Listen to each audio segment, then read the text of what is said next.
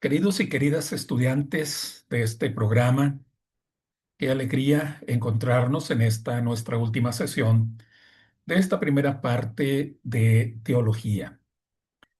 Hemos estado ya revisando algunos de los conceptos clave y también hemos revisado sobre dos contenidos de la teología que tienen que ver con el concepto sobre Dios mismo, que se le llama teología propia. Y hemos revisado también algunos aspectos sobre Cristología. Hoy vamos a abordar el concepto sobre el Espíritu Santo, porque el tema del Espíritu hace algunos años, me refiero a quizá medio siglo hacia atrás, el tema del Espíritu era un tema no muy relevante. El tema del espíritu era un tema un tanto olvidado porque a lo largo de toda la cristiandad, durante la Edad Media y la mayor parte del tiempo de la Ilustración, se enfocó bastante sobre Dios, sobre el soberano. Y el tema del espíritu era un tema relegado. Se decía en términos antiguos que el espíritu era como la tercera rueda de un sulky.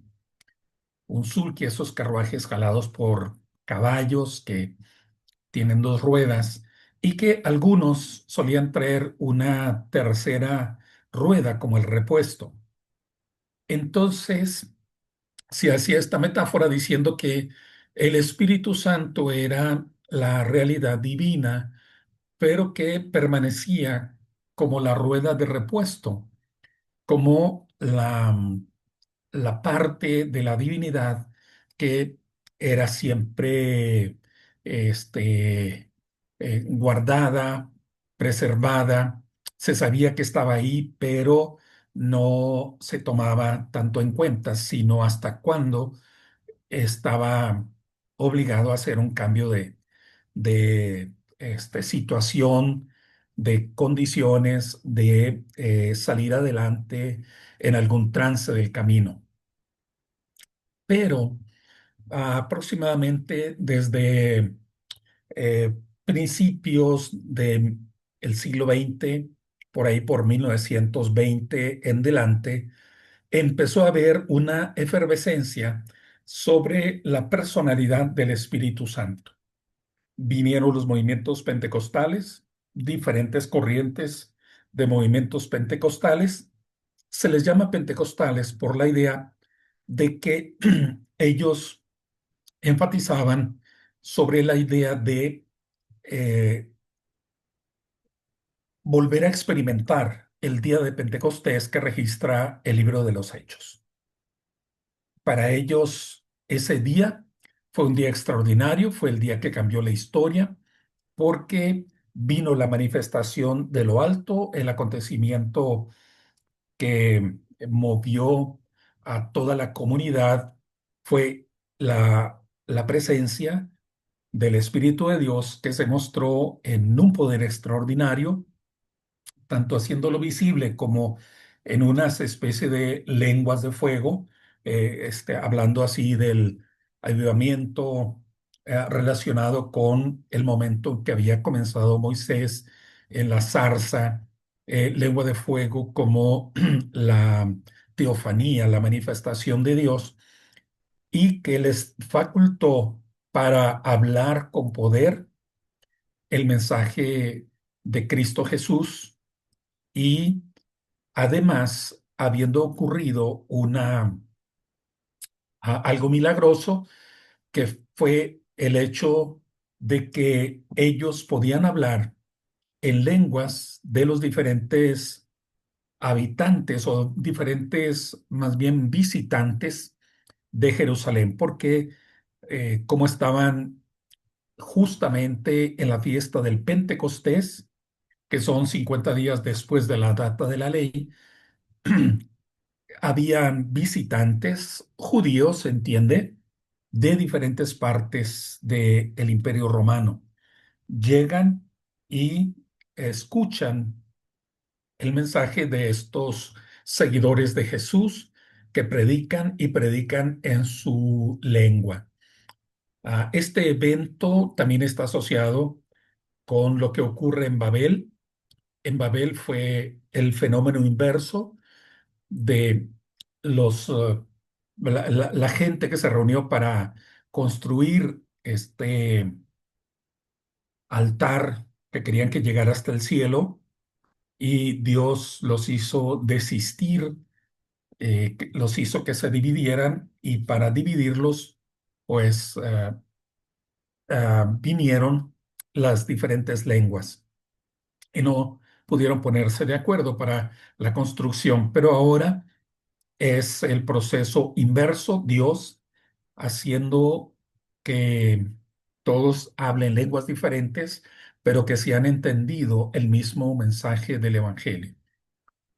El tema del espíritu vino en esta idea de una experiencia extraordinaria, una experiencia sobrenatural, como experiencia de éxtasis a la manera de lo que aparece en el Antiguo Testamento, cuando alguno de los profetas es investido del Espíritu y termina haciendo cosas extrañas, cosas bizarras, como desnudarse o arrojarse contra un barranco, como terminar danzando en medio de otro grupo, o de un grupo de profetas, como es el caso de Saúl. Bueno, hay diferentes experiencias que se manifiestan en el Antiguo Testamento, y decía que la comprensión que tuvieron en un momento determinado sobre el espíritu produjo una efervescencia de una vivencia o búsqueda de vivencia sobrenatural. Esto vino en esos movimientos, en el hablar en lenguas, según, ¿verdad?, su propio énfasis litúrgico, aunque nosotros entendemos que no siempre lo que algunos cristianos dicen que es hablar en lenguas es realmente hablar en lenguas, sino es más bien como una construcción que hacen las personas, que hacen algunos líderes, o es un movimiento grupal para afirmar que se tiene la presencia de ese poder extraordinario. En los sesentas, los setentas, vinieron ampliación de la comprensión de lo que era la, la idea de el Espíritu de Dios, ya no solo limitado al hablar en lenguas o a las sanidades, y se vino la idea de luchar contra demonios, demonios como las fuerzas impersonales, que son la presencia diabólica, la presencia satánica.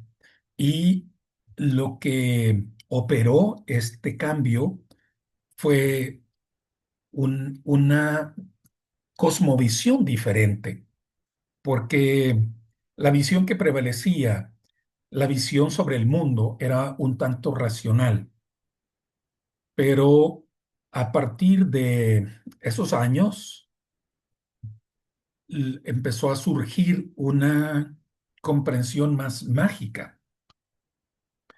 Hubo una decepción de la racionalidad con todo el movimiento de el cambio, el abandonar el modernismo, y empezando a darle lugar a la posmodernidad, vino este, una serie de ideas que llevó a dejar de lado la comprensión racional del mundo, y a buscar una explicación más subjetiva y en términos religiosos mágica. ¿Por qué los misioneros se preguntaban por qué no podían realmente convencer a las personas? ¿Por qué había resistencia? ¿Por qué no se lograba las metas de evangelización, o qué era lo que estaba influyendo en los fracasos misioneros? Y algunos misioneros plantearon que había demonios dominando ciertos grupos, en ciertas culturas o en determinados lugares. Y se buscó la manera de superar a estos poderes demoníacos, y encontraron respuestas en las maldiciones generacionales, y que había que romper esas maldiciones generacionales con oración o con decretos de los pastores o de los misioneros. Se pensó que cierto poder espiritual negativo dominaba una región, y había que derrocarlo con unción. Derramaban aceite sobre ciertos lugares, o en un símbolo también de rodear las manzanas, rodear las calles en los que estaban establecidas las iglesias. Había que hacer caminatas, como lo fue la caminata sobre diferentes ciudades, según lo relata el libro de los jueces, y que había que pronunciar luego las palabras de victoria para que se bloquearan, o más bien para que se rompieran los bloqueos, las cadenas que estaban franqueando a estos lugares, a estos espacios geográficos. Y entonces el espíritu se asoció con un poder, este, de el poder de enfrentar estas manifestaciones extrañas, invisibles, y a partir de ahí se ha hecho bastante énfasis en el Espíritu Santo. Se renovó un planteamiento teológico de la época de Joaquín de Fiore, por allá por el año 1100 y tantos después de Cristo. Este monje, Joaquín de Fiore, había hecho una teoría que decía que la Trinidad habría que comprenderla como una Trinidad histórica, que el tiempo del Padre había sido del 1200 antes de Cristo hasta el año cero, y luego del año cero hasta el 1200 era el tiempo del Hijo, y del 1200 en delante era el tiempo del Espíritu Santo. Entonces, él anunciaba que pronto terminaría el tiempo del Hijo y vendría el tiempo del Espíritu Santo. Y estos movimientos que terminan conformándose ya de una manera muy organizada, o de una manera muy visible, en los 90, traen a colación ideas como oración fuerte al Espíritu Santo, o que es la era del Espíritu Santo, es el tiempo del Espíritu Santo, no es el tiempo ni del Padre ni del Hijo, sino del Espíritu. Bueno, como verán, pues nos hallamos todavía en este proceso. Ahora, me encontré el año pasado un libro que me llamó la atención, eh, que plantea el autor que este último tiempo en realidad ha sido el tiempo en el que el personaje olvidado de la divinidad es el Padre. ¿Por qué ha desaparecido de la escena el concepto de soberano, el concepto de creador, el concepto del sustentador del universo, el que tiene la iniciativa de la salvación? ¿Por qué se ha hecho un énfasis ya sea en el Hijo? Porque lo que se ha afirmado es, el Hijo lo es todo, el Hijo como el encarnado, como el cercano, el próximo, el que manifiesta la ternura, pues hay que creer en él. Y se ha predicado y como que se ha hecho una idea de cristocentrismo, pero olvidando al Padre. Y por otro lado, pues la idea del Espíritu como el instrumento para tener poder, para tener la superación de las vulnerabilidades espirituales o morales de nosotros los seres humanos. Bueno, esto es planteando la problemática que tenemos en el ámbito teológico. Voy a presentar de una manera sencilla lo que la Biblia nos explica sobre la realidad del espíritu. Y voy a empezar con es- este punto de varios de los aspectos teológicos sobre el espíritu. Y algunas de las cosas que vamos a señalar son las siguientes.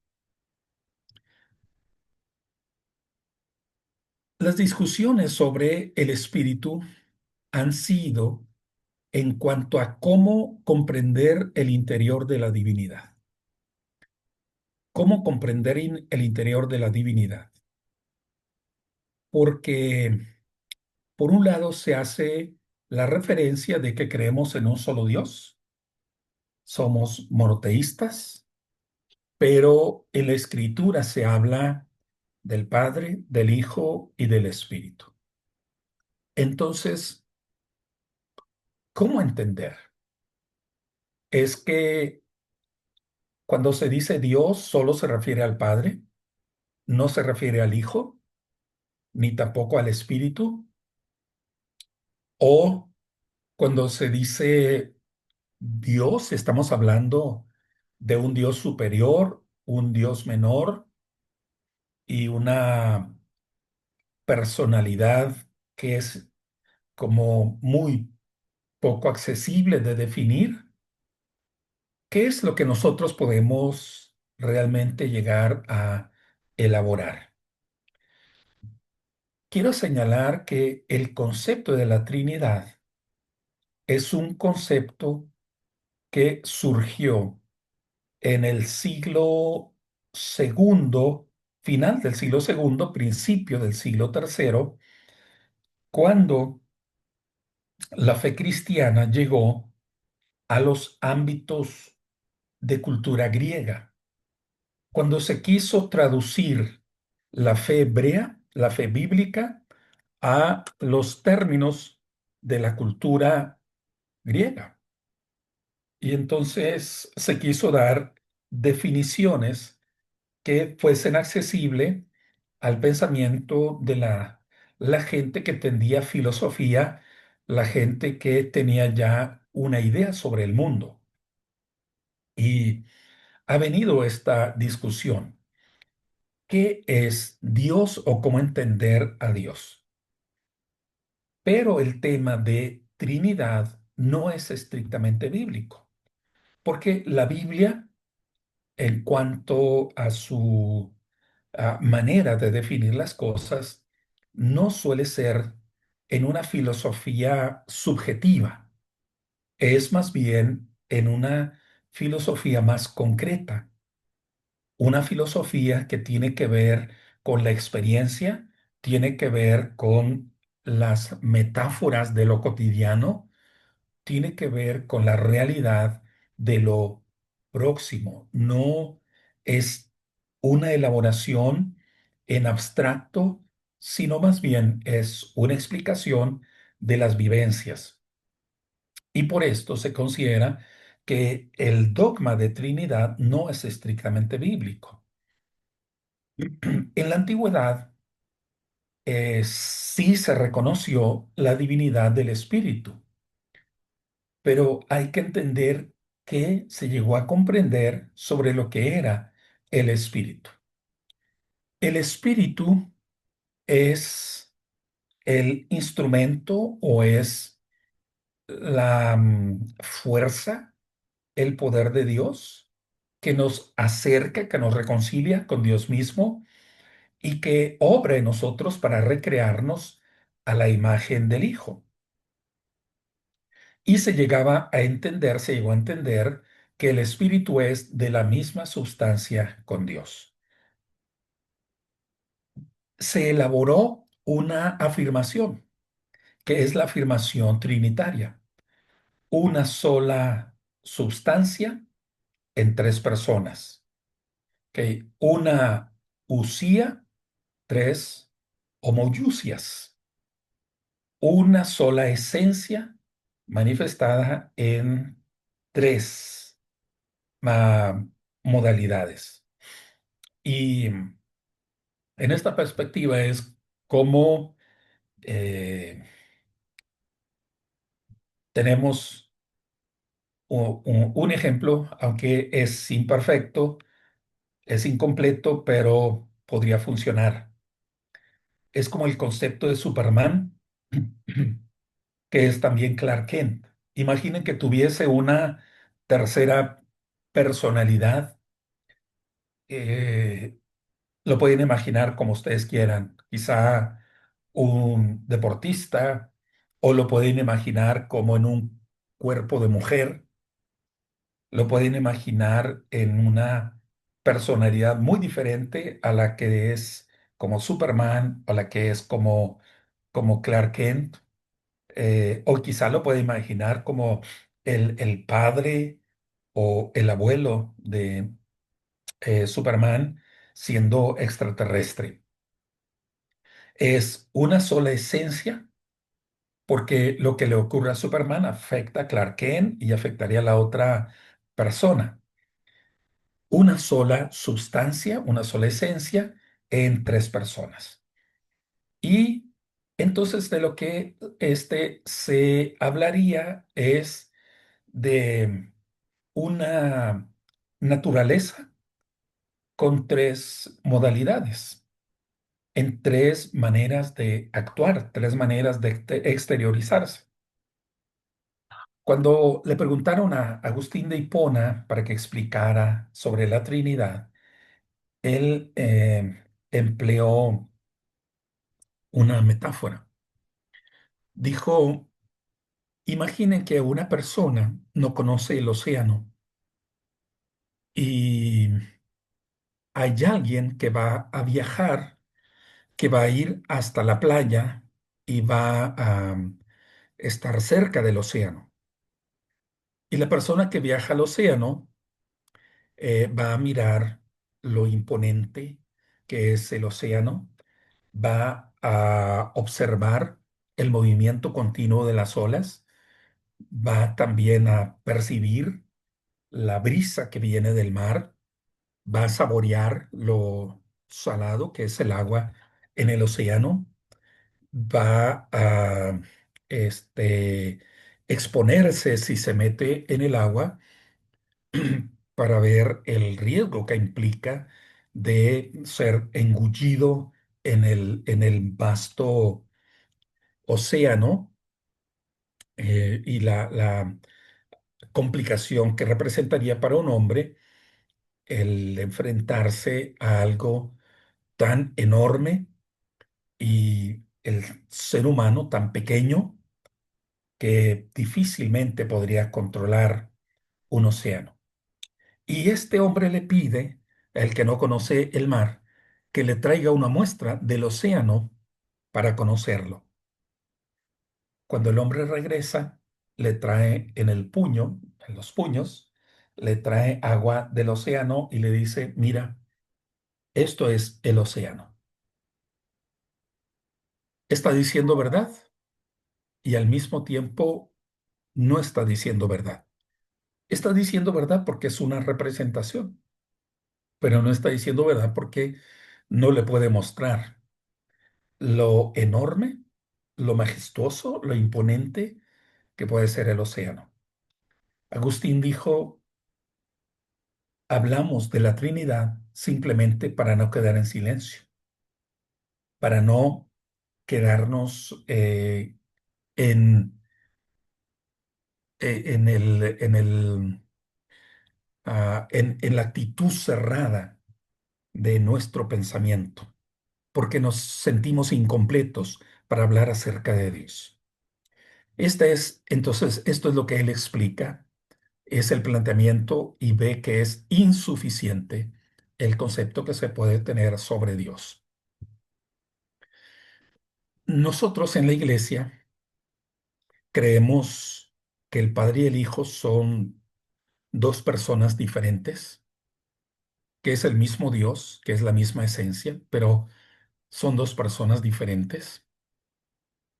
El Espíritu no lo consideramos como una tercera persona, porque nunca encontramos la imagen de una tercera persona.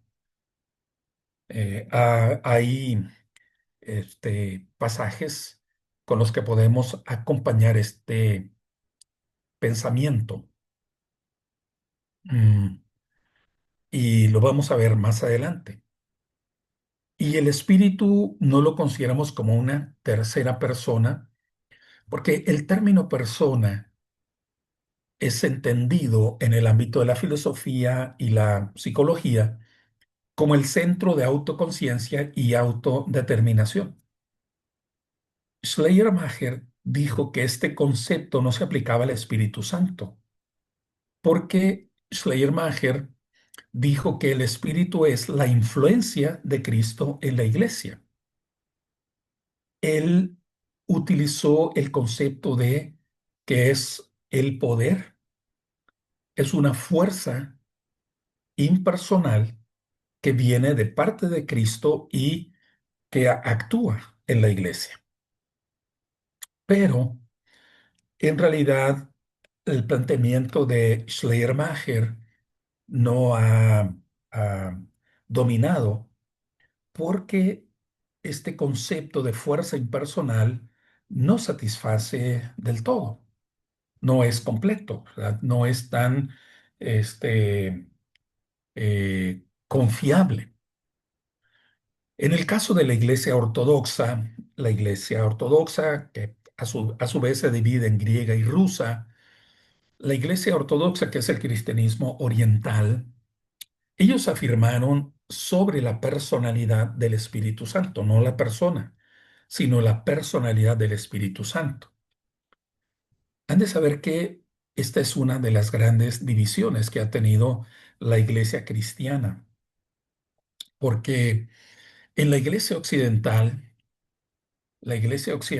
tanto la iglesia católico romana como la iglesia protestante, tienen una idea de que el Espíritu Santo viene del Padre y del Hijo.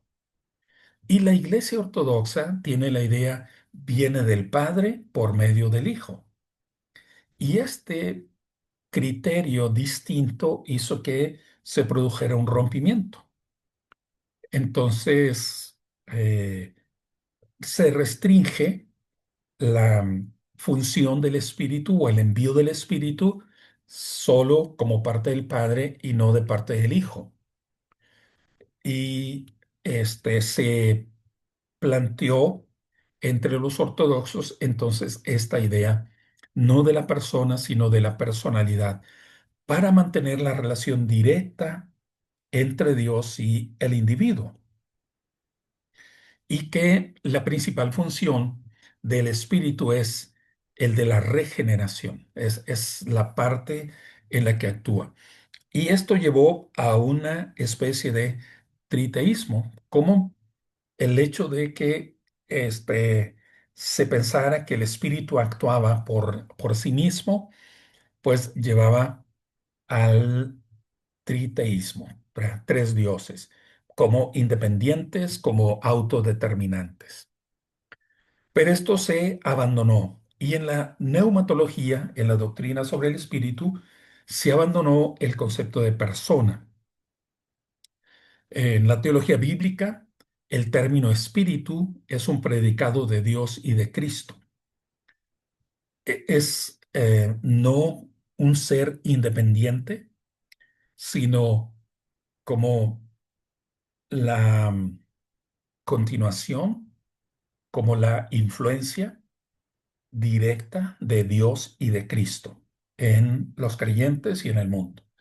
En el Nuevo Testamento, el Espíritu es el nombre del Cristo glorificado, el Cristo que después de su resurrección pasa a co-gobernar, a corregir con el Padre.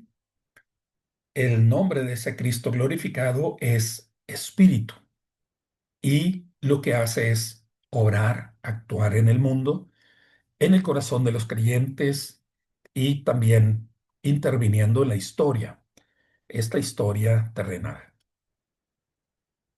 Entonces, comprendiendo un poco la postura que tenemos en la iglesia es que Dios es definido como persona, como un ser personal.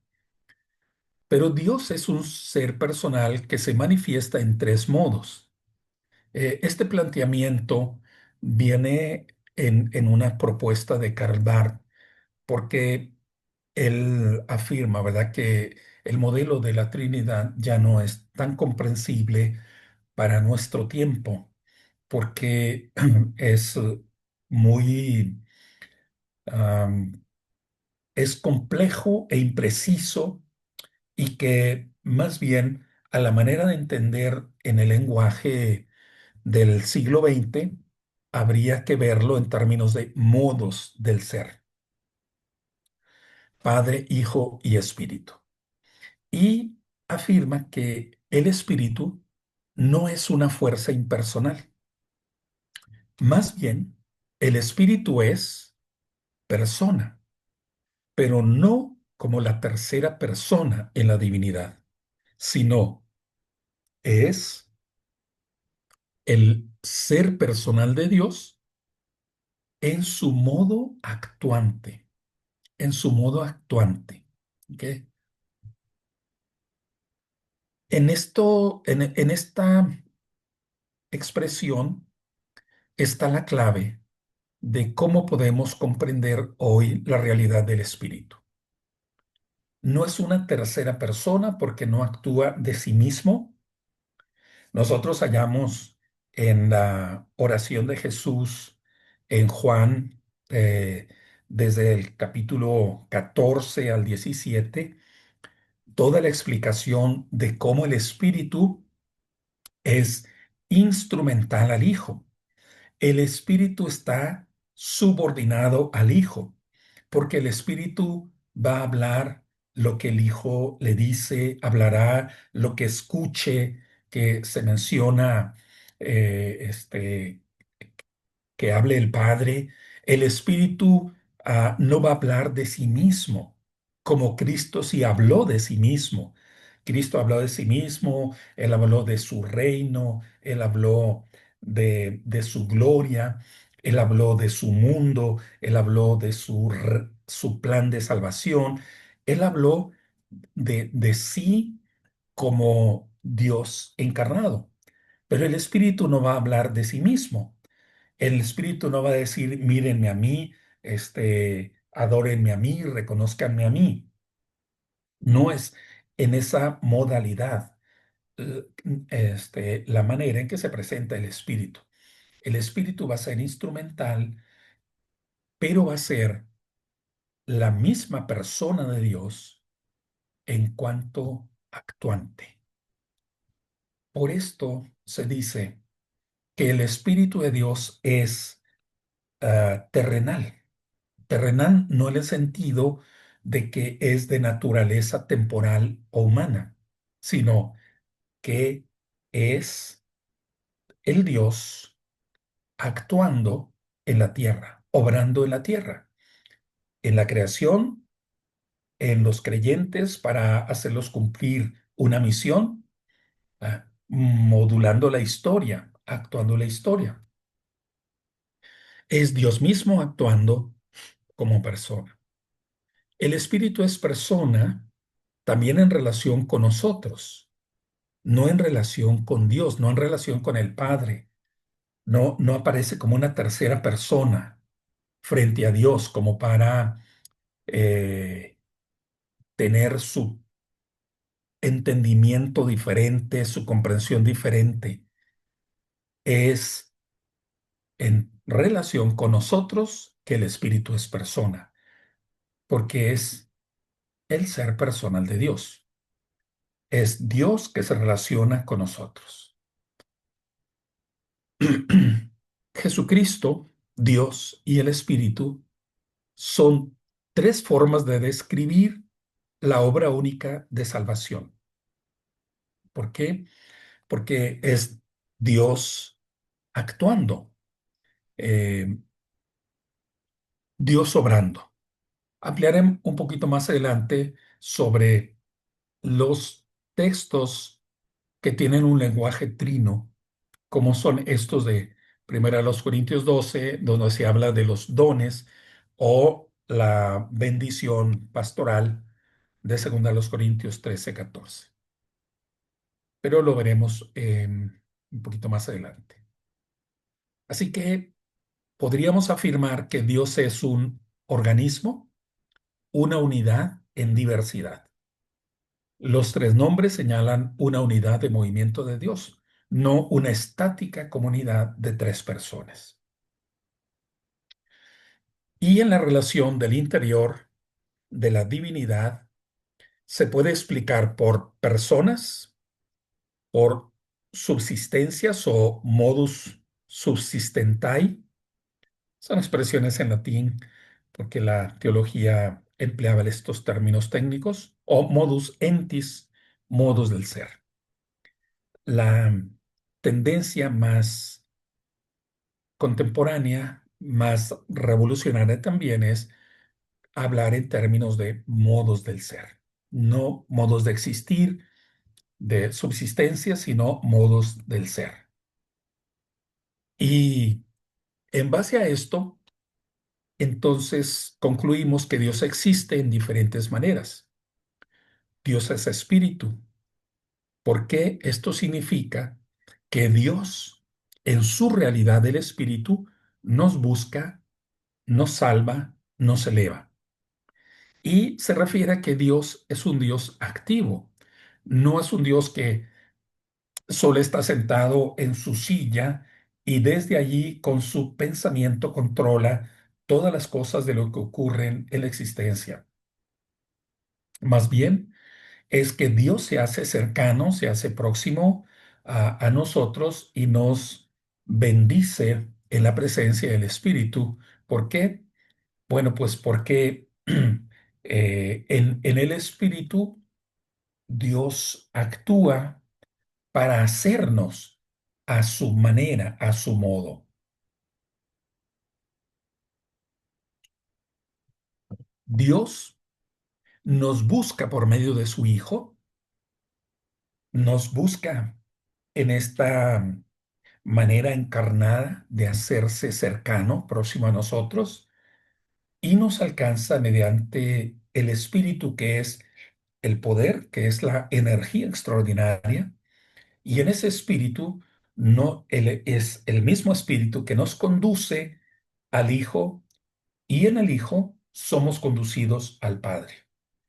¿Ok? Entonces, nosotros no debemos parcializar la divinidad y no debemos caer en una idea de quedarnos solo con el Hijo, o quedarnos solo con el Espíritu, o quedarnos solo con el Padre. ¿Por qué? Bueno, lo que es evidente para nosotros es que Dios nos busca por medio de el Espíritu. El Espíritu, al alcanzarnos, nos lleva al Hijo, y el Hijo nos lleva al Padre. No hay ningún conflicto, ni hay una ambición de ser el único centro en la salvación. Por esto, decir que creemos en el Espíritu Santo significa: creo en un Dios que está empeñado en un doble movimiento. Ese movimiento incluye a la iglesia, al mundo y también a mí. ¿Cómo es?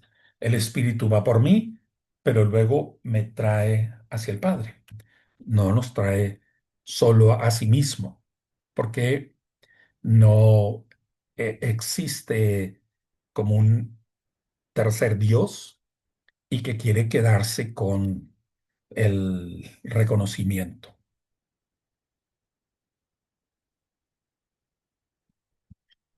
El espíritu es Dios en cuanto poder, en cuanto fuerza.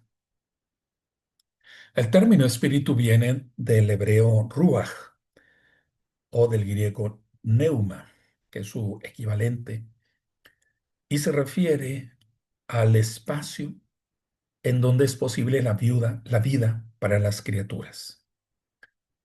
Es donde podemos crecer. El Espíritu de Dios nos bendice con vitalidad, nunca va a disminuir la vida, más bien va a ser posible la vida. Es como la energía del sol para las plantas, les va a traer vida. Es esto que favorece su naturaleza para que crezcan, para que lleguen a su punto culminante, para que florezcan en su diversidad de colores.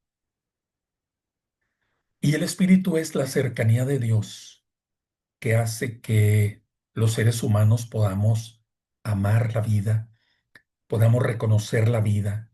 Y es el espíritu también de la resurrección. Es el espíritu que ha vencido la muerte, que ha vencido al pecado.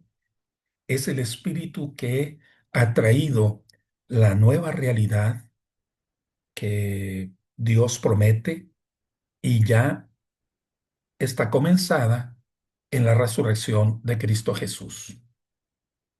El espíritu es como un viento impetuoso y ese viento impetuoso se manifestó en la creación, Génesis capítulo 1, verso 2. El espíritu se movía sobre las del abismo, como el término que se emplea allí cuando dice que se movía es un término que se asocia con un ave que ha estado reposada sobre sus huevos en su nido y luego emprende su vuelo. El espíritu estaba reposado sobre la creación y vendría del estado de vacío, de oscuridad, aparecería una creación ordenada que nos relata Génesis capítulo 1. El Espíritu de Dios viene y potencia al cuerpo enfermo, frágil, y lo convierte en templo del Espíritu Santo, porque el Espíritu está asociado con la vida, está asociado con alegría, está asociado con construcción de libertad verdadera, está asociado con crear comunidad, con compañerismo, está asociado con fuerza, con esperanza de que lo que viene será mejor. Y ese espíritu es un impulso que vence el pecado, es la fuerza que vence el pecado. ¿Por qué? Porque los seres humanos tenemos una tendencia natural, describe Pablo en Romanos capítulo 7, que es a ser rebeldes, a buscar egoístamente nuestro beneficio, nuestro placer, nuestro favor, pero el Espíritu nos lleva a obrar en un sentido contrario, en un sentido opuesto, porque nos lleva a buscar no en un modo egoísta, sino a buscar la justicia, a un trato amoroso con el prójimo, a vencer la satisfacción incorrecta del placer, a abandonar lo temporal, la inmediatez de la vida y nos mueve a buscar lo eterno, lo que prevalece. Y el espíritu es esa fuerza que nos lleva a vencer entonces lo pecaminoso. Y en el Espíritu, nosotros somos los creyentes redimidos con el mundo, no del mundo, porque no es que el Espíritu nos saca del mundo, lo que hace es darnos la victoria sobre lo mundano, darnos la victoria sobre lo temporal, no estar movidos, no estar dominados por el poder del pecado, sino como somos parte de la nueva creación de Dios, entonces vivir en esa realidad, buscando el verdadero amor, obrando la verdadera justicia, actuando con respeto a la dignidad de los demás, construyendo relaciones saludables, trayendo alegría, vida, entusiasmo y que la gente realmente exprese lo mejor de sí mismo y lo mejor de todas los dones, las capacidades que tenga. El espíritu nos lleva a una espiritualidad del cuerpo y a una espiritualidad de comunión. Espiritualidad del cuerpo porque aprendo a verme como templo de Dios. Aprendo a ver que mi cuerpo no es únicamente como una máquina de placer, no es únicamente como un animal que come. El cuerpo es también un don de Dios que cuido para salud, que resguardo de adicciones destructivas, un cuerpo al que el Señor me sana con el perdón, con la gracia, con la benevolencia, un cuerpo que yo me miro que aunque vulnerable, sigo manteniendo esperanza de la resurrección, un cuerpo que me dice que esta historia es importante, un cuerpo que me afirma que no voy al cielo, no voy al cielo, porque esa es una evasión de la realidad. El cuerpo será restaurado, será regenerado y la eternidad es cuerpos espirituales, cuerpos renovados, cuerpos que dejarán todo lo mortal y serán revestidos de lo eterno. Así que estamos en esta condición delante de Dios y vivimos este criterio de espiritualidad. Y em, frente a un ambiente de desesperanza, a un ambiente de vacío, frente a las diferentes contradicciones que tiene esta época, nosotros en el espíritu lo que hacemos es renovarnos, revitalizarnos.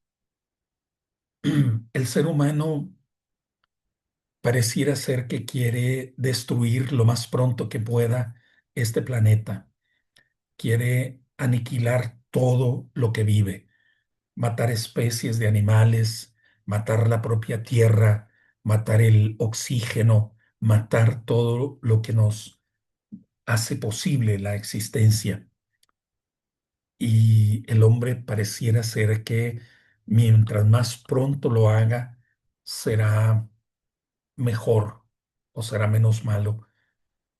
Pero el Espíritu de Dios nos lleva a romper con esa actitud destructiva y nos lleva a buscar lo perdurable, lo bello, lo armonioso, lo que es estético, lo que es alegría duradera.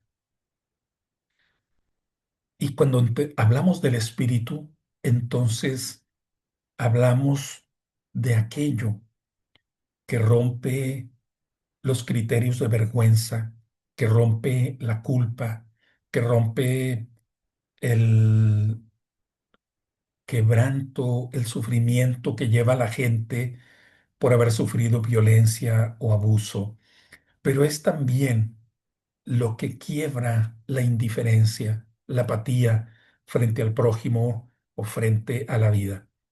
Y el espíritu lo que hace es volvernos sensibles, sensibles a, al prójimo, sensibles en las emociones para poder llorar, reír y amar nuevamente según los criterios de Dios. La vida en el Espíritu de Dios es una oposición a todo lo que represente la muerte. La muerte son los poderes políticos, los totalitarismos, son las dictaduras que aniquilan a los diferentes, a los disidentes. La muerte que representan muchos modelos políticos, como lo fue el nazismo, como lo fue también el comunismo ruso, como lo son las dictaduras militares o cualquier otra forma política que oprime, que elimina, que destruye. El Espíritu de Dios resiste a esos modelos de muerte, se resiste a la guerra, se resiste a la destrucción, se resiste a la pobreza de los demás, a la humillación de las personas, porque el Espíritu busca la vida, busca la verdadera libertad, no busca el beneficio mío a costa de los demás. La experiencia de Dios es la experiencia de encontrar la dignidad, de encontrar el valor que tenemos como criaturas de Dios y es escuchar la promesa de Dios de que somos valiosos a sus ojos. Para nosotros, los cristianos, somos llamados a salir de lo temporal, de lo que nos oprime por medio de la resurrección de Cristo. Y la espiritualidad es vivir empujados hacia la vitalidad. Andar en el Espíritu es andar en obediencia a Dios, es seguir a Jesús, es caminar en sus pasos, en el poder del Espíritu. Caminar en el Espíritu es rechazar la muerte que se encarna en el egoísmo, en el desprecio a los demás, en la codicia, en la idolatría, y es escoger la vida del amor, de la paz, de la justicia, es renunciar a la carne y vivir en el Espíritu, es estar disponible para Dios y para los demás. Y el Espíritu significa un ámbito de verdadera libertad, no la libertad de hacer lo que a mí, según mi naturaleza caída, me venga en gana. Es la libertad de todas las determinaciones de la historia, de todos los modelos que me han moldeado para ser verdaderamente de Dios, un Dios que está interesado en reconocer la dignidad de toda persona y que toda persona alcance su máximo de humanidad. Soy verdaderamente libre cuando lo hago sitio a los demás y lo comparto con ellos y cuando los demás comparten conmigo. Esa es la verdadera libertad. Una libertad que es amor por la vida, que es amar a todo lo que está en el conjunto que hace posible la existencia, donde no hay barreras que opriman, sino solidaridad y comunidad abierta.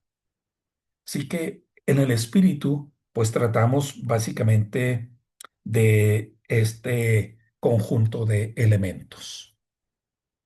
Bueno, haremos una segunda parte. Voy a hacer un receso en este momento hasta este abordaje y continuamos en un rato más.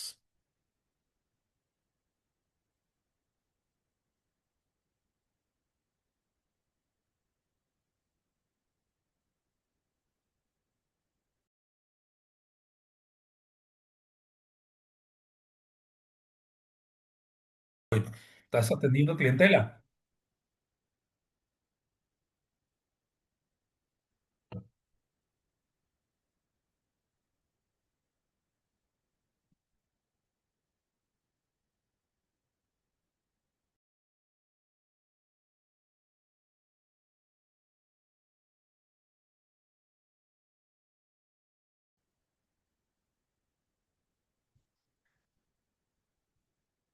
Bienvenidos de nuevo. Ya estamos aquí para tener la última parte sobre el tema del espíritu. Ese es un tema realmente muy atractivo y es un tema muy desafiante porque no alcanzamos a explicarlo del todo. Y bueno, lo que la escritura nos dice son cuestiones puntuales y sobre todo en lo que podemos concluir es que lo que la Escritura nos enseña no es tanto a definir lo que es el Espíritu Santo como el hecho de contar con él, de dejarnos guiar por esta influencia, por esta presencia de Dios en nosotros. Voy a compartir las diapositivas de la clase y abordaremos entonces qué es el Espíritu Santo, qué debemos comprender sobre el Espíritu Santo. ¿Quién es? Esa es la pregunta. El Espíritu es el propio Dios en cuanto próximo a los hombres y al mundo, como poder y fuerza que aprehende sin dejarse aprender, regala sin dejarse dominar y vivifica, pero también juzga. Esta definición es de un autor que se llama Hendrikus Berkhof. Hendrikus Berkhof tiene un libro que se llama La Doctrina del Espíritu Santo. No lo he podido yo conseguir en español, en digital. Pude leerlo cuando estuve estudiando en Buenos Aires, pero no tuve el cuidado de fotocopiarlo completo. Solo tengo como unos 3 capítulos del libro y es un autor que tiene el enfoque que ha conservado la Iglesia en su doctrina. Y esta definición a mí me parece muy adecuada, ¿verdad? Es el propio Dios, porque no se puede decir que el Espíritu sea solo como una fuerza impersonal. Es el propio Dios, es el ser personal de Dios, pero no en una tercera persona, sino en cuanto al modo de ser cercano, próximo a nosotros. Y su función, pues, es transformar, es confrontar, es juzgar. Así que no es un tercero, no es una realidad entre Dios y el hombre, sino es la proximidad personal de Dios en los hombres, es la forma en la que Dios se hace próximo a nosotros, en la conciencia, ¿verdad? En en nuestro centro de emociones, en la voluntad. El Espíritu se hace presente en nosotros. ¿Cuáles son las acciones del Espíritu? Podríamos decir que eh, es tanto en Israel como en la iglesia, aparece como una fuerza que se apodera a veces de manera violenta, otras de manera suave, de los seres humanos y los pone en éxtasis de manera individual o a veces en un grupo completo. Es algo que se apodera del ser humano. También es lo que capacita a hombres y mujeres para hacer una misión. Estuvo en Moisés para que fuese libertador, estaba en los jueces de Israel para que fueran los liberadores, estaba en guerreros, en cantores, en reyes, en profetas, profetisas, para hacer un llamado de ser mediadores ante los hombres en nombre de Dios. Es también lo que se manifiesta en fenómenos extraordinarios, aunque no siempre. Otras veces tiene que ver solo con la fuerza de plantarse en un momento determinado de la historia y enfrentar a un mundo a una sociedad que se resiste a la voluntad de Dios. A veces el espíritu actúa en una manera compleja, extraña, pero también es la fuerza y el poder de Dios que crean o que destruyen, que dan vida o juzgan en la creación o en la historia. Estos son aspectos de la manifestación del Espíritu de Dios. ¿Qué quiere decir Espíritu Santo?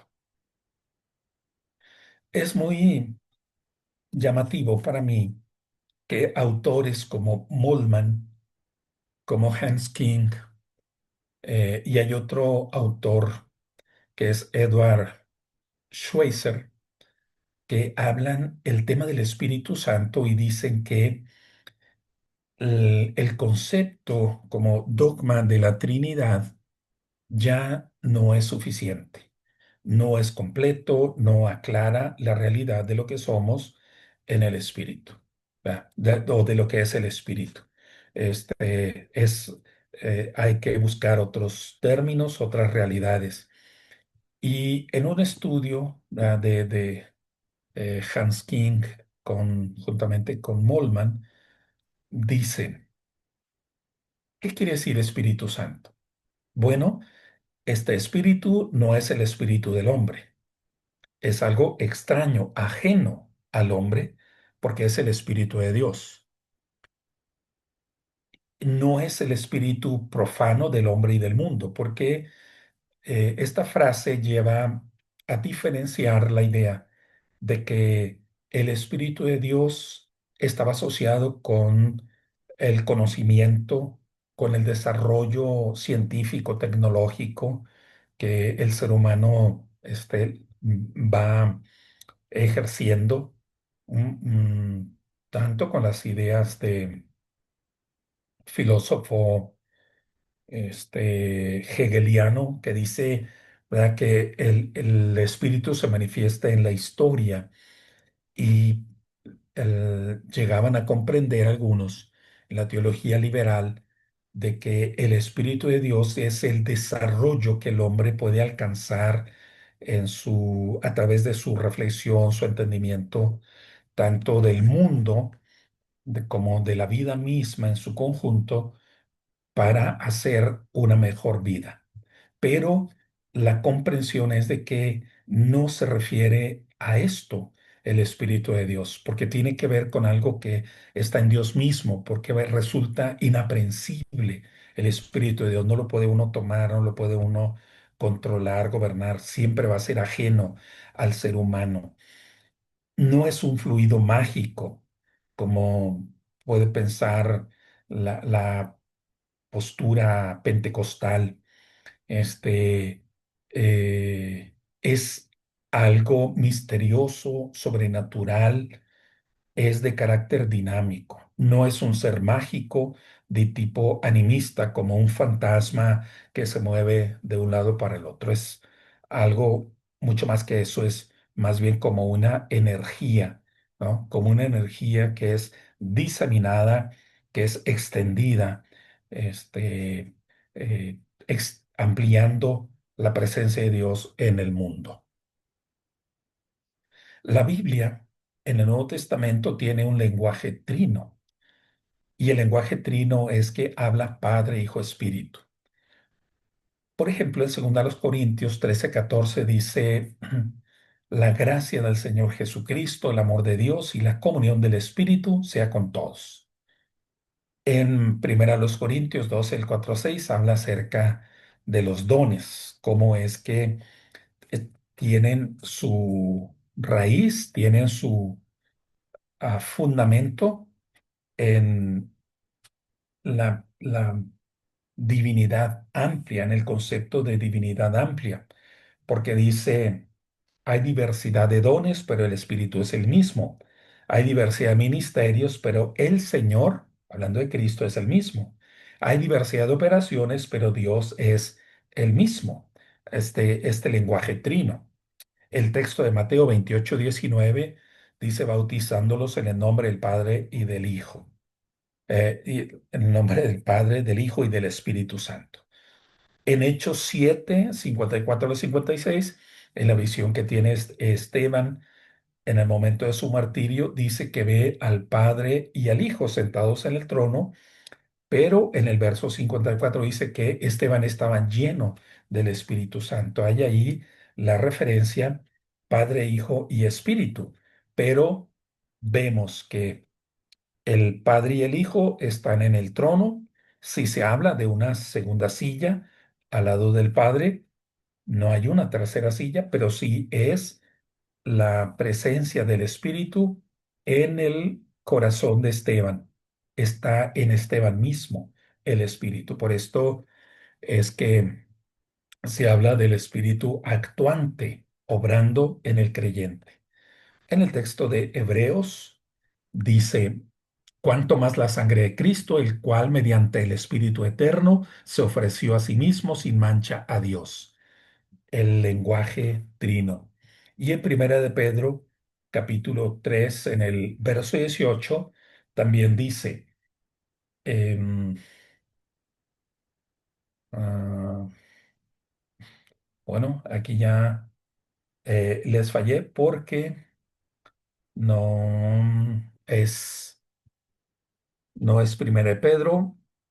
Déjeme intentar ver la segunda. Bueno, pues tampoco. Primera de Pedro, eh, aquí está, 3:18. Porque también Cristo, habla Cristo, padeció una sola vez por los pecados, el justo por los injustos, para llevarnos a Dios, siendo a la verdad muerto en la carne, pero vivificado en espíritu. Otra vez el lenguaje trino o 4:14 de Primera de Pedro, si sois vituperados por el nombre de Cristo, sois bienaventurados porque el glorioso Espíritu de Dios reposa sobre vosotros. El lenguaje habla de la plenitud de lo que es Dios. Dios no se limita a ser el Padre, no se limita a ser el Hijo, ni se limita a ser la realidad del Espíritu. Dios es la plenitud, la totalidad. Se puede comprender como que hay un ámbito en donde cuando se habla de soberanía, de iniciativa y de juicio final que se asocia con el Padre, hay un ámbito de la encarnación, de la ternura, de el atraernos a sí mismo, y es el Hijo. Pero hay también de la influencia que transforma la mentalidad, el asiento de las emociones y fortalece la voluntad, y es el Espíritu. El lenguaje es trino. No creemos en la Trinidad, pero creemos en la totalidad de Dios. La El aspecto que nos habla de lo que es el Espíritu de Dios y por qué es relevante, lo hallamos en diferentes pasajes. Si se miente al Espíritu, es como mentirle a Dios mismo. Es la personalidad de Dios. El lenguaje trino del Nuevo Testamento lo pone junto al Padre.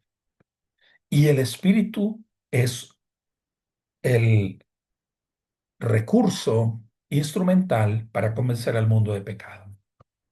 El Espíritu crea un mundo propio, da dones, unge, organiza, ilumina. Es el centro de acciones que tenemos los creyentes. Es el Espíritu de Dios y el Espíritu del Hijo.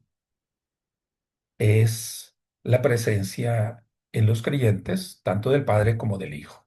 Pero es instrumental al Hijo, no es independiente y menos un competidor, porque el Espíritu impulsa a que los seres humanos confesemos que Jesucristo es el Señor. No nos lleva a decir, déjenle de lado a Jesús y digan que yo soy el Señor. Es el poder que lleva a la afirmación al reconocimiento de que Jesucristo es el Señor. Y al mismo tiempo, hay que ver que la Biblia dice que Jesucristo fue engendrado por el Espíritu, pero es hijo de Dios. No son personas diferentes. No se dice el Hijo es hijo del Espíritu Santo, es el Hijo de Dios. ¿Por qué? Bueno, porque el Espíritu Santo es el modo actuante de Dios. ¿Es la tercera persona el Espíritu? No, porque el término persona se refería al papel o función que cumple un hombre en su contexto. Porque llega a significar el carácter, la manera particular de ser de un hombre. Ya habíamos comentado que se refiere a una idea de autoconciencia y autodeterminación, pero ese término es un término mm, limitado, un término que desvía la comprensión de lo que es el espíritu. Porque el espíritu es el ser personal de Dios actuando, ¿verdad?, como persona, pero no una persona independiente, sino en la esencia de Dios.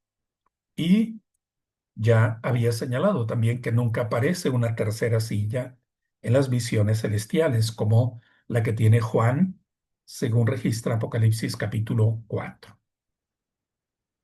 A manera de una conclusión previa, digamos que Dios es un Dios viviente, es un Dios activo. En la creación, Dios transmite su vida a un mundo que es exterior a su ser.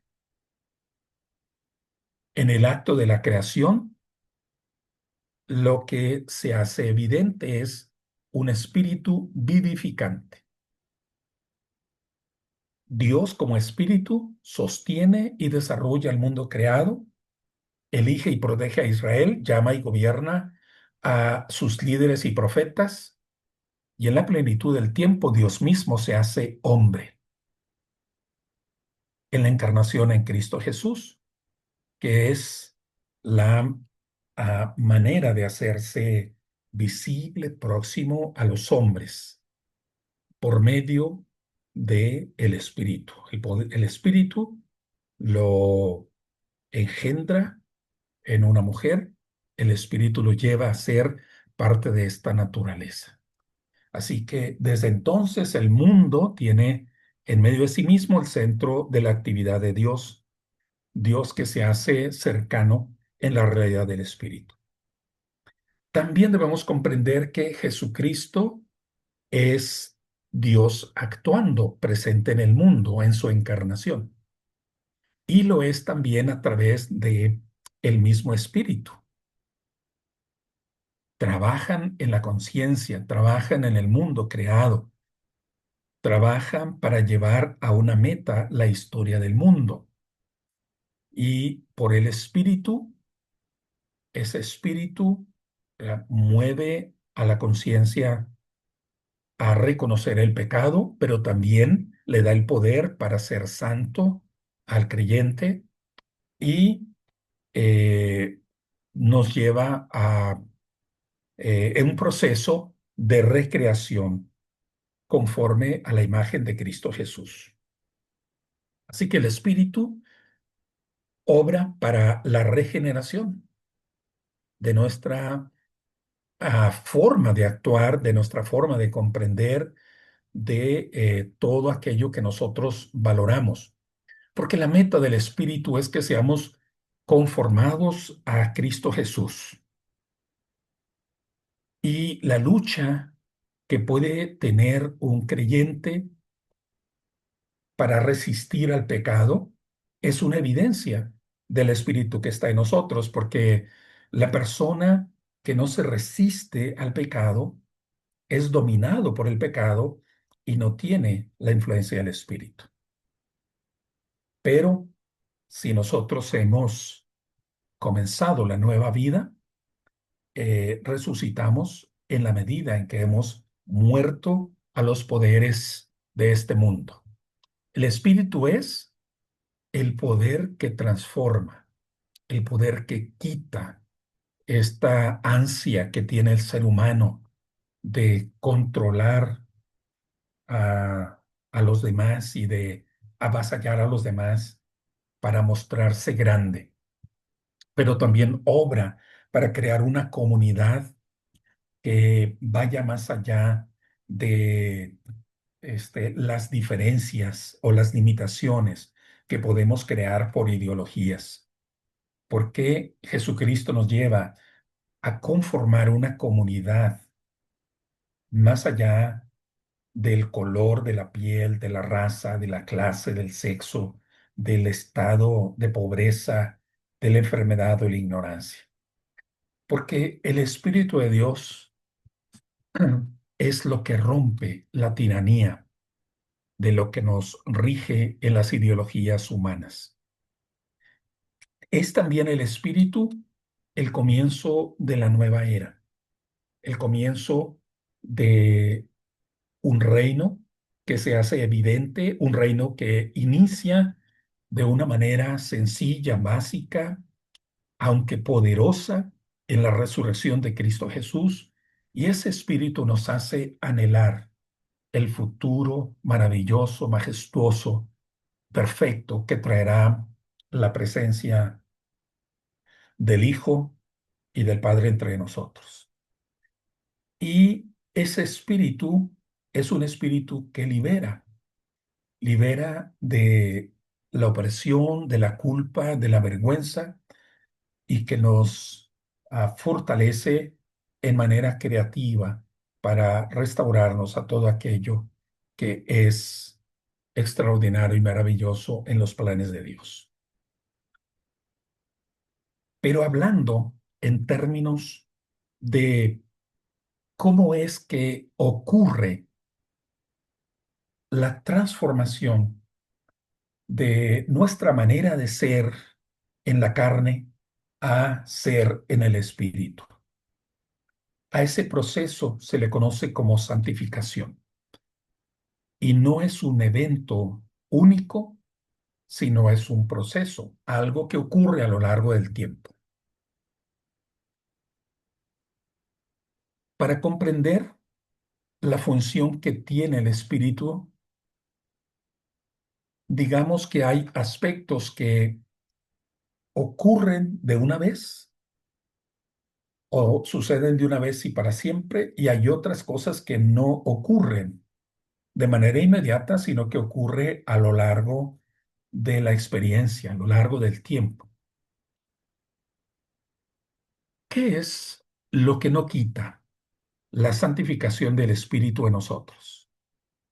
No nos quita lo humano, no quita mis limitaciones, mi vulnerabilidad, no quita mi propia historia, no me convierte en otro yo, sigo siendo yo, yo con todo mi bagaje, con mi propia perspectiva, mi propia manera de ver las cosas, sigo siendo yo, no me quita lo humano, no quita los impulsos y deseos que tengo en mi cuerpo. Voy a seguir teniendo deseos y apetitos normales.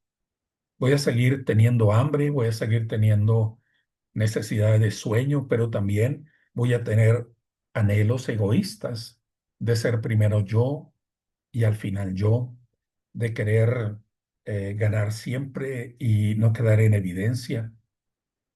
Hay otra cosa que no me quita. No me va a despojar de mi personalidad, no va a quitar mi temperamento. No es que porque yo estoy en proceso de santificación ya deje de ser una persona inhibida o una persona más bien cohibida o una persona tímida. Mi temperamento va a estar ahí. Voy a ser con mi propia modalidad de carácter. Y algo que tampoco me da de manera instantánea la santificación es que no me hace santo en un instante, no me convierte en santo en un paso y listo. ¿Por qué?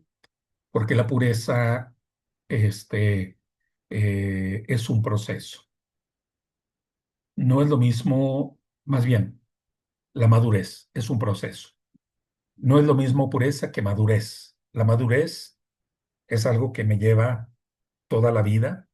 La pureza es algo que Dios me da en el momento por el perdón en Cristo Jesús. Algunas cosas que sí suceden. Soy limpiado, soy lavado de mis culpas. Por gracia, el Señor me quita todo lo que yo traigo en mi mochila de culpa y de vergüenza. Soy liberado de ello. Soy lleno del amor de Dios, porque al permitir que la gracia me abrace, yo soy lleno de ese amor y también soy lleno de poder de Dios. Puede ser que yo no lo reconozco y no le doy todo el lugar, pero Dios no se me va a presentar como en dosis. Soy lleno del poder de Dios. En ese proceso de santificación de nueva criatura, hay cosas que no van a cambiar. Y entre las cosas que no va a cambiar es que yo no voy a estar libre de tentaciones, voy a seguir experimentando provocación, seducción y una tendencia de las cosas que me agradaban, de las cosas que son mi naturaleza pecaminosa, van a seguir estando allí.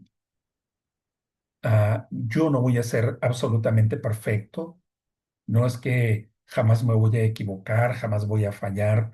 Como nueva criatura, voy a seguir siendo vulnerable, voy a fallar, quizá muchas veces, pero hay algo que también eh, habrá de suceder y es que no voy a dejar de crecer, no voy a dejar de crecer.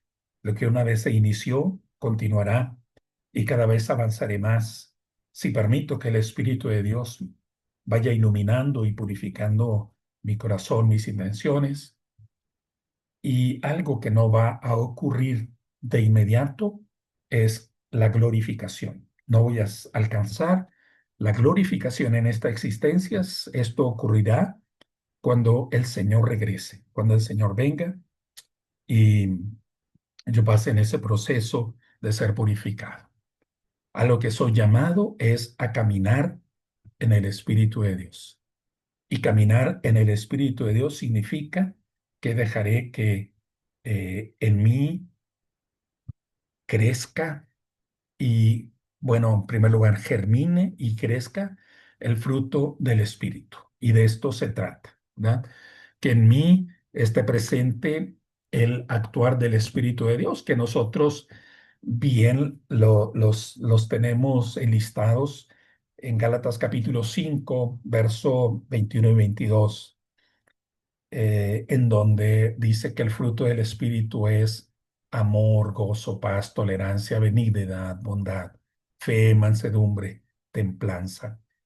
El fruto del Espíritu significa virtudes, significa manifestación de un estilo de vida, una forma de actuar en una manera altruista, generosa, donde le hago lugar al prójimo y donde mm, puede brillar en mí la presencia de Dios. Esta es la acción del Espíritu. No se trata de que yo conozca todo sobre el Espíritu, pero se trata de permitir que actúe en mí para que yo sea la nueva criatura, una criatura que es movida, impulsada conforme a Cristo Jesús. Mi deseo, estimados estudiantes, queridos hermanos y hermanas en Cristo, es que ustedes no solamente vayan teniendo conocimiento de Dios en un entendimiento organizado, en una forma cada vez más amplia, más profunda, y se expliquen cada vez de mejor manera la revelación de Dios, sino sobre todo se trata de que seamos las personas con el carácter que Dios quiere que seamos, que tengamos su carácter santo, pero también su carácter valiente, con el coraje moral para resistir a la corrupción, que tengamos este don de altruismo, de sacrificio, de un amor sacrificial por el prójimo, lo merezca o no lo merezca, que entendamos también cada vez más el tipo de comunidad que Dios quiere que construyamos. Así que en este anhelo les agradezco por haberme acompañado a lo largo de estas sesiones y deseo que el Señor ilumine sus corazones, sus mentes y los haga cada vez más llenos de su bondad, de su generosidad y les retribuya ampliamente todo trabajo que ustedes hacen para glorificarle. Que Dios les bendiga mucho y muchas gracias por acompañarme. Recibimos a nuestro hermano director y que nos ayude para concluir este curso y ah, expreso nuevamente mi gratitud, hermano Abraham, por permitirme ser parte de este programa. Es un gusto, aunque no he visto a todos los estudiantes, pero estoy seguro que el Señor los ve y los conoce y todo lo que hacen queda siempre para bendición del nombre del Señor y bendición de la vida de muchos. Un abrazo para todos. Doctor Ausencio, muchas gracias, querido amigo, muchas gracias porque sé que tu corazón también está en estas tierras y el hecho de haber compartido con nosotros este conocimiento, esta experiencia de mirar a Dios y lo que representa. La verdad que sigue siendo enriquecedora y siempre digo necesaria, no solo para tener una solidez teológica en nuestra doctrina, sino más bien como para una reflexión transformadora del ser interior, ¿no es cierto?, de cada uno de nosotros. Así que nada, amigo mío, sabes el aprecio y la gratitud que no solo expreso yo, sino que todos los que hacemos el seminario y todos los alumnos que bien dijiste, bueno, no los pudiste ver a todos, pero hay varios que te están siguiendo y creo que verlo de esa manera puede traer mucha bendición para el liderazgo en esta parte del continente. Así que, Ausencio, muchísimas gracias. Nuestro corazón para vos, para Betty, para tus hijos. Confiamos en que Dios siga abriendo el camino, ¿verdad? Siga mostrando la senda y nos conceda la dicha de no vernos por este medio, sino más bien de manera personal. Así que bueno, queridos alumnos, espero que puedan disfrutar toda esta enseñanza, la puedan reflexionar, la puedan capitalizar y como dije, no solamente volcarla a sus ministerios, sino hacia la práctica cristiana que tenemos. Y bueno, me gustaría cerrar esta cursada con una oración, si me permitís, amigo mío. Cerramos este tiempo dando gracias a Dios. Nuestro buen Padre Celestial, te damos gracias por este tiempo de enseñanza. Gracias, Señor, por permitirnos reflexionar en la realidad divina. Que tu Espíritu Santo nos guíe, Señor, que seas tú el que pueda dirigir nuestros pensamientos en la profundidad de lo que sos. Que podamos, Señor, dejarte de mirar en la superficialidad y podamos ir descubriendo tu corazón y cómo éste late junto con nuestro Señor Jesucristo. Padre, gracias por este tiempo. Permite que las enseñanzas vertidas que hagan en corazones fértiles, que son nuestros alumnos del seminario, pero también muchas gracias por tu siervo, el pastor Ausencio, que con mucho cariño, con mucho esmero, con mucho amor, sigue queriendo invertir sus dones para para cada uno de nosotros, Señor, para seguir formando siervos y siervas de nuestro Señor Jesucristo. Bendícelo, Señor, bendícelo abundantemente, que tu gloria siga obrando en él y que lo sigas guiando de acuerdo a tus divinos propósitos. Gracias te damos, cerramos este tiempo de enseñanza en el nombre poderoso de Cristo Jesús, nuestro Señor. Amén. Pues muchas gracias, querido pastor. Dios te bendiga. Estamos en contacto y nos seguimos viendo. Claro que sí, claro que sí. Muchas bendiciones para ti, para Bere, para el seminario. Y Dios siga guardando y prosperando sus vidas. Gracias, amigo. Gracias. Bueno, cerramos la grabación entonces.